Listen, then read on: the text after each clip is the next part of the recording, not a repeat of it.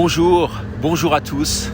Ça y est, je suis enfin libre et très heureux de l'être, après avoir vécu vraiment des moments de très gros stress ces derniers temps. Merci au cabinet de Maître Brusa de m'avoir défendu et aidé à sortir.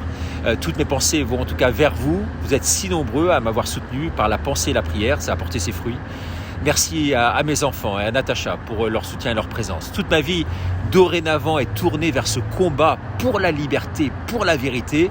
Le Covid, comme pour mon affaire, doit être classé aujourd'hui. On doit s'attaquer dorénavant vraiment aux vrais problèmes et non entretenir cette pseudo-peur collective qui n'a vraiment plus lieu d'être.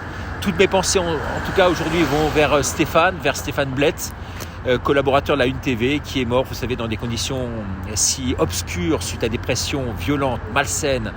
Ces mêmes pressions qui s'exercent aujourd'hui sur tous ces lanceurs d'alerte et sur moi qui suis journaliste. Une pression démesurée qui nous oblige à vivre en nomade, de bric et de broc, à penser chaque jour au pire. Entre menaces de mort, asphyxie financière, interpellation, le droit de la presse est aujourd'hui bafoué.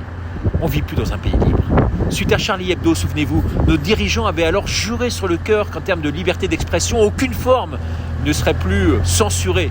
Mais avec eux, on sait, ce ne sont que des effets d'annonce, c'est que du bluff, que du fake.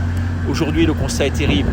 Loi liberticide votée, surveillance et censure Internet, procès et lynchage médiatique, tous les types d'expression sont désormais sous pression. Ils sont frappés d'interdits, d'emprises, parfois même d'étouffement.